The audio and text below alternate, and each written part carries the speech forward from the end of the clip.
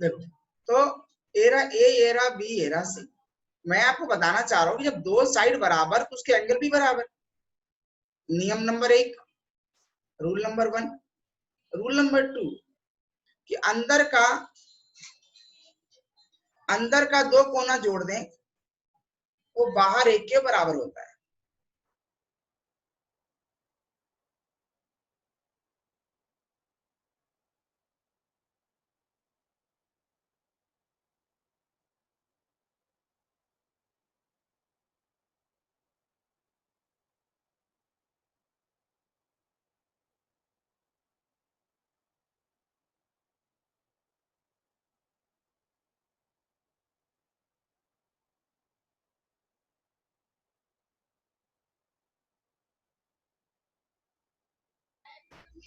Rule number 2 मैंने आपको क्या बताया कि अंदर का दो कोना, जैसे मान लो अगर ये है, अगर मैं कहता हूं कि ये इसके बराबर है, ये कोण इसके बराबर होगा, इन दोनों को जोड़ देंगे बाहर क्या होगा, ठीक है।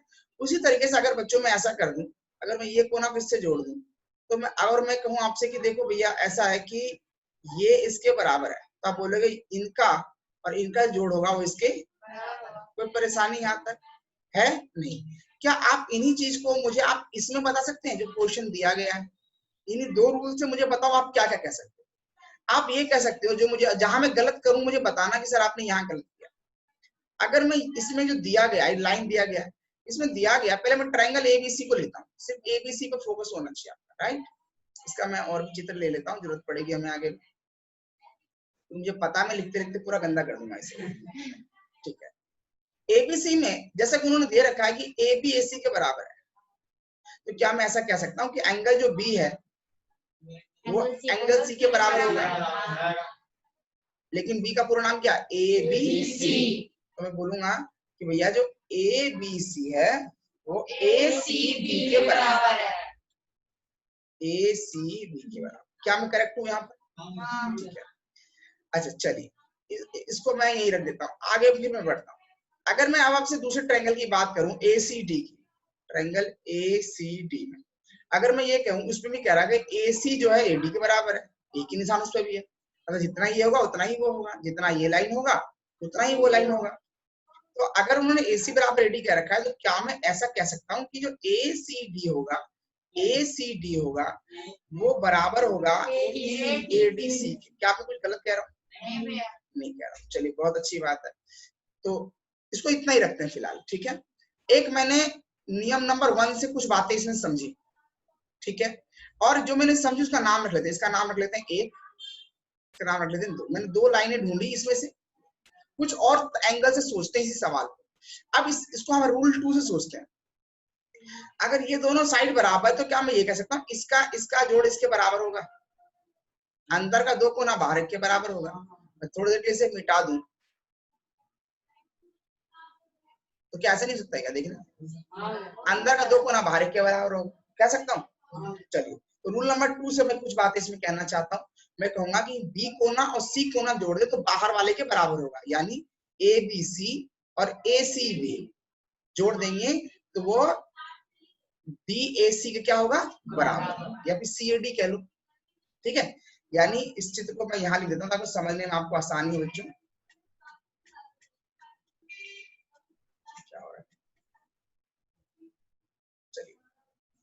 चित्र में आपको दिक्कत ना हो इसलिए रूल नंबर 2 अप्लाई करते हैं। तो मैं रूल नंबर 2 को देखकर ये कह सकता हूँ कि अगर मैं इसे जोड़ दूं और इसे जोड़ दूं और थोड़ी देर इसे मिटा दूं तो मैं कह सकता हूँ अंदर का दो कोना बाहर के बराबर होगा। मैं बोलूंगा अंदर का एंगल ए बी सी और एंगल ए सी बी जोड़ दूंगा तो मुझे क्या मिल जाएगा, सी ए डी। कोई परेशानी यहाँ तक है नहीं, चलिए बहुत अच्छा। थोड़ा सा मुझे और समझा दिए। अगर मैं अब ऐसा कह दूं, इसे मिटाकर कि अंदर का ये दो कोना जोड़ दूं तो बाहर एक के बराबर हुआ, क्या मैं गलत कह रहा हूँ। तो इसका नाम रखते 3 क्योंकि ऑलरेडी 2 हम बना चुके हैं, अब हम चौथी लाइन ढूंढ रहे हैं। तो हम बोलेंगे कि एडीसी को ना और एसीडी को ना बराबर होगा एबीसी। मैं गलत कह रहा हूँ क्या? नहीं कह रहा, इतनी बात समझ आ रही है? अब तक हमने दो रूल से दो बातें कही। पहले रूल से हमने दो बातें कही, रूल नंबर 1 से दो बातें कही कि लाइन बराबर तो एंगल इक्वल, लाइन बराबर तो एंगल इक्वल। मैं दो ट्रायंगल थी, दो ट्रायंगल में एक लाइन बोली मैंने, करेक्ट। और फिर मैंने ये बोला अंदर का दो कोना जोड़ेंगे तो बाहर एक के बराबर होगा। इससे मैंने दो बात, ठीक है जी। चलिए एक बात और सीखते हैं।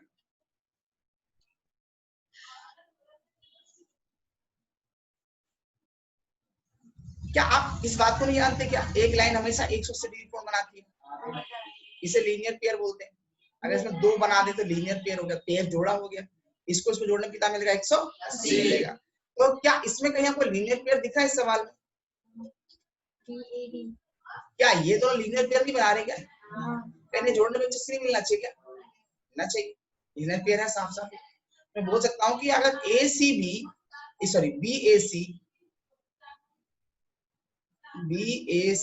और प्लस CAD, BAC और D इन्हें जोड़ दिया जाए तो कितना मिलेगा? 180। कितना मिलेगा? 180। इन्हें जोड़ने में 180। इसे कहते हैं रूल नंबर 5। मतलब टोटल 5 लाइनें हमने लिखी।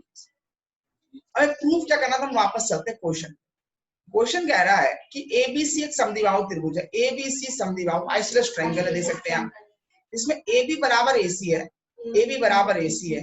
फिर बाद में वो ये कह रहा है कि AB को D तक बढ़ाया, AB को D तक बढ़ाया, AB को D तक बढ़ाया और इस तरह से बढ़ाया कि अब AD बराबर AB भी हो गया, AD बराबर क्या हो गया? AB हो गया। ये दोनों लाइन आपस में क्या हो गए? बराबर हो गए। हमें ये प्रूव करना है कि BCD जो है, BCD वो 90 डिग्री क्या है? वो 90 डिग्री। अब ये BCD क्या है? 90 डिग्री। BC यानी पूरा कितना है? 90 डिग्री। हमें ये प्रूव करना है। तो अगर हमें BCD को 90 प्रूफ करना है तो BCD 90 कब आएगा? अब BCD को 90 प्रूफ करने के लिए हमें पहले क्या करना पड़ेगा? देखिए हम लोग पहले इतना लिखो, सवाल काफी लेंथी है, फिर मैं बता रहा हूं। पहले हाँ जी,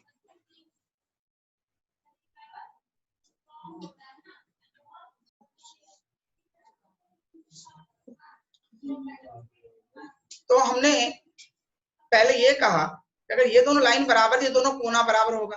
फिर ये कहा कि इनमें अगर ये लाइन बराबर है तो ये दोनों कोना बराबर होगा। पहले हमने ये कहा। फिर हमने ये कहा कि भाई अंदर का जो एक कोण है, बाहर का एक कोण, वो अंदर के दो कोण के क्या होगा? बराबर होगा। तो हमने कहा BAC जो है, ये गलत टाइप कर दिया था मैंने, जो BAC है या ये वाला हिस्सा जो है इसके जोड़ के क्या होगा? बराबर होगा ना। फिर मैंने ऐसा ही उस तरफ भी कहा कि जो CAD होगा, CAD ये बाहर वाला हिस्सा जो है, वो इन दोनों जोड़ के क्या होगा? बराबर। इतना कह दिया मैंने। उसके बाद मैंने ये कहा कि देखो भैया अगर मैं इस कोने को इसको जोड़ दूं कितना मिलेगा? 180। ये लीनियर पे, यहां तक मैंने बात कही। अब हम आगे बढ़ेंगे बच्चों, और हम क्या करेंगे? अब BAC की वैल्यू रख देंगे। BAC की वैल्यू क्या है? देखो ये है ना वैल्यू इसकी। बेसिक वैल्यू क्या है? ADC plus ACD, ADC plus ACD। तो रख दो BAC की वैल्यू। या तुम एक काम और भी कर सकते, चलो कर लेते हैं। इसकी वैल्यू हमारे पास है ADC प्लस ACD। और फिर CAD की क्या वैल्यू हमारे पास? CAD की वैल्यू ये रही है ना, CAD की वैल्यू ABC ये CAD की वैल्यू रख रहे हैं, ठीक है। ABC प्लस ACB बराबर 180। हम सवाल को ले जाना कहाँ चाह रहे हैं? हमें लास्ट में ये प्रूव करना है कि BCD 90 होना चाहिए। BCD क्या होना चाहिए? 90। क्या BCD कब मिलेगा? जब मैं BCD तभी मिलेगा जब मैं ACB और ACD जोड़ दूंगा, है ना, तभी तो मिलेगा BCD। BCD कब मिलेगा? जब ACB ये वाला हिस्सा और ACD ये वाला हिस्सा जोड़ दूंगा। तो देखते हैं ये वाला हिस्सा है इसमें कि नहीं। हमें ACB को जोड़ना। ACB है इसमें? नहीं है। और ACD भी चाहिए, वो भी है। इन दोनों को ले लो। तो हमने क्या किया? हमने इन दोनों को ले लिया। काटना मत, मैं समझाने के लिए काट रहा हूं। मैंने ACD ले लिया और ACB ले लिया। इनको एक साथ रख लिया और इनको भी रहने देता हूं मैं। मेरा ADC और प्लस ACD बराबर 180।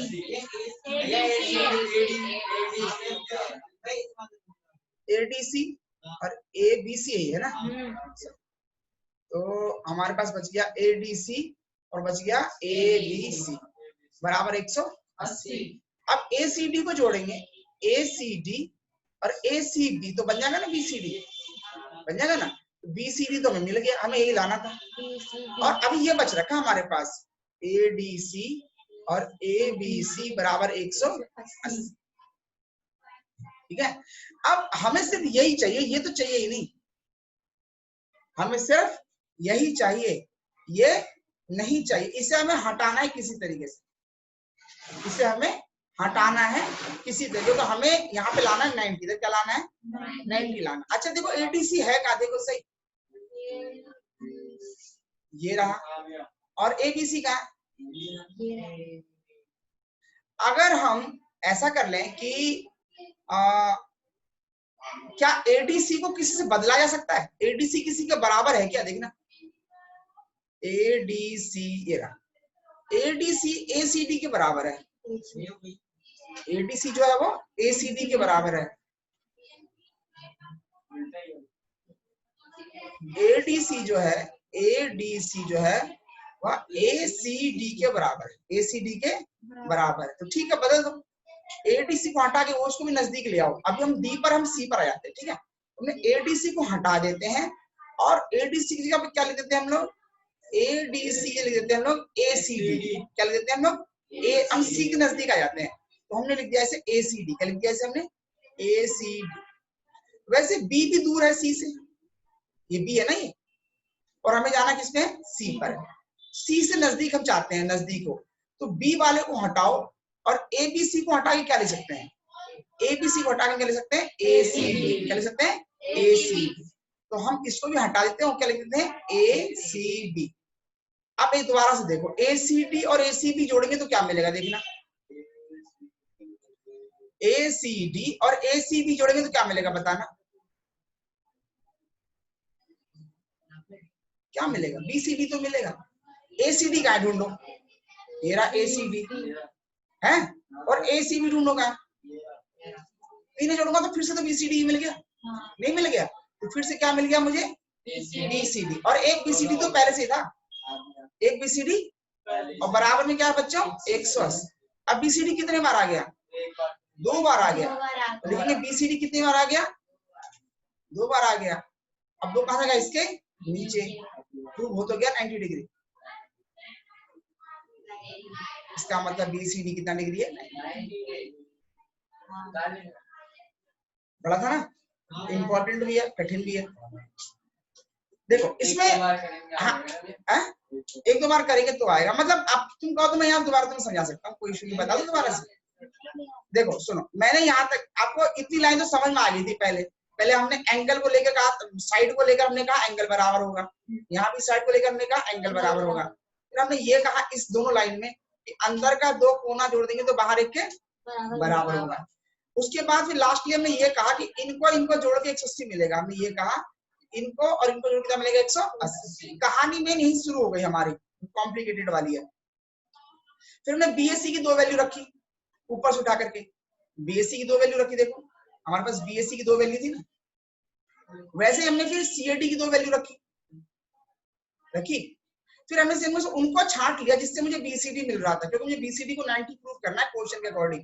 क्वेश्चन कह रहा है ना BCD को 90 प्रूफ करो, तो मैंने इन चारों में से उन नंबर को छांट लिया जिससे मेरे को BCD मिल रहा था। मैंने पाया कि मेरे को इससे और इससे क्या मिल जा रहा है, मुझे BCD मिल जा रहा है। तो मैंने इन दोनों को नजदीक रख लिया और जो फालतू बचा इसको यहाँ रख दिया और इसको मैंने यहाँ रख दिया। ठीक है, ये तो BCD मिल गया। फिर मैंने कहा कि भैया मेरे को तो 90 लाना है, तो 90 तभी आएगा जब इसके नीचे आएगा 2। क्या आएगा, इसके नीचे आएगा, इसके नीचे आएगा तब 2, जब BCD 2 बार आएगा BCD। तो मैंने ADC को बदल के सोचा क्या लिख सकते हैं, तो मैंने पाया कि यार अगर जो ADC है इसे मैं ACD क्यों नहीं कर देता, ADC क्योंकि D के दूर है, मुझे C को 90 प्रूव करना है, तो यहाँ पर मुझे D से C पर लाना था, B से भी C पर लाना था। तो यहाँ पर ऑलरेडी जो ये D था बच्चों, इसको बदल करके मैंने इस डी को बदला और डी को बदल मैंने क्या कर दिया सी, और मैं अपने आप नहीं लिख दिया, मेरे पास प्रूफ है इसका कि मैं एडीसी को मैं एसीडी लिख सकता हूँ, प्रूफ है मेरे पास। बराबर का मतलब मैं इस चीज का इसका इस्तेमाल कर सकता हूँ। तो मैंने डी को हटा करके कौन सा नंबर चूज कर लिया, सी वाला। फिर वैसे बी को हटा के सी वाला नंबर चूज किया, एबीसी को हटाया, ये देखा एबीसी को हटाया, इसलिए मैंने एसीबी ले लिया। मेरे पास राइट है और मैंने नियम से लिखा है, कुछ मैं नियम के बाहर तो गया नहीं हूँ, जो मेरे पास अधिकार है उस अधिकार के तहत मैंने लिखा है, और मैं बदल भी सकता हूँ। मैंने बदला क्यों, क्योंकि मेरे को मैं चाहता था बीसीडी 2 बार आए, ताकि बीसीडी 2 बार आए और वही 2 में 180 नीचे बिठा दूं, तो इसीलिए मैंने ऐसा करने की कोशिश की। अब मैंने देखा ये एसीडी और एसीबी जोड़ूंगा तो वापस क्या मिल जाएगा, बीसीडी। एसीबी और एसीडी जोड़ूंगा तो वापस क्या मिल जाएगा, ये बीसीडी। तो मैंने इन दोनों को हटा के कर लिख दिया बीसीडी। अब मैंने देखा बीसीडी मेरे पास कितने बार आ गया, 2 बार आ गया, और 2 कहां रख दिया मैंने इसके, अब उतार लो इसे आराम से।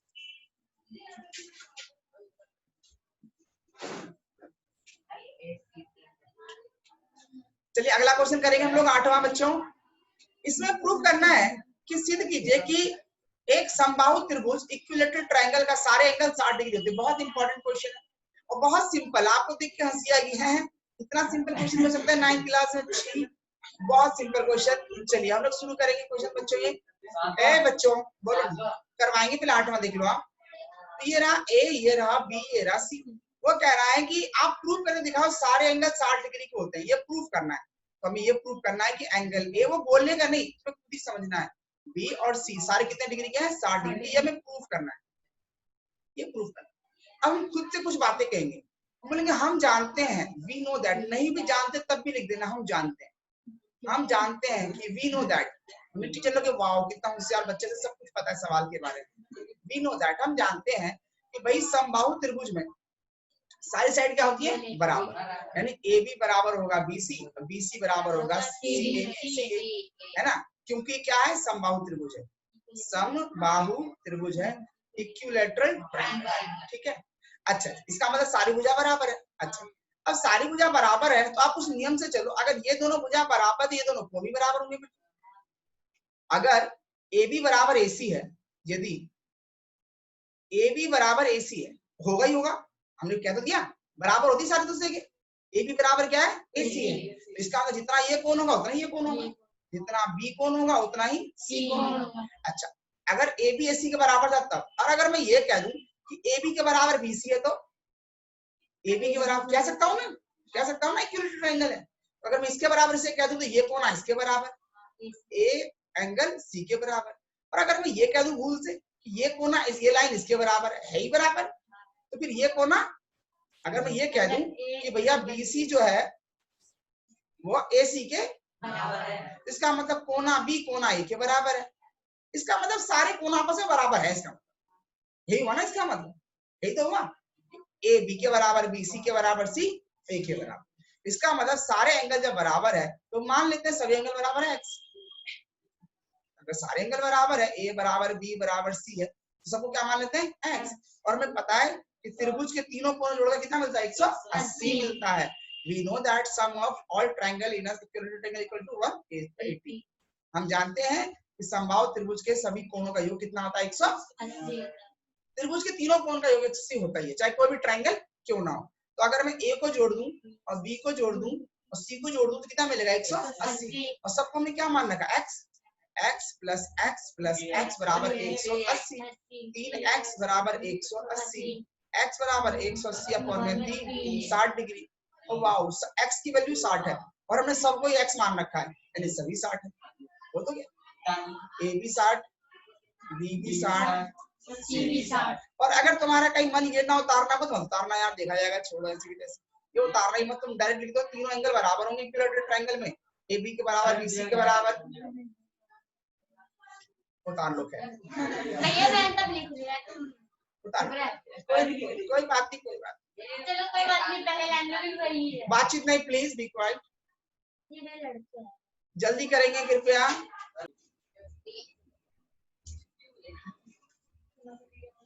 अब देखो बच्चों एक और क्वेश्चन रहेगा लास्ट, इसके बाद ये तुम्हारा 7.2 खत्म। ये लास्ट क्वेश्चन देख सकते हैं बच्चों, ध्यान देंगे आप।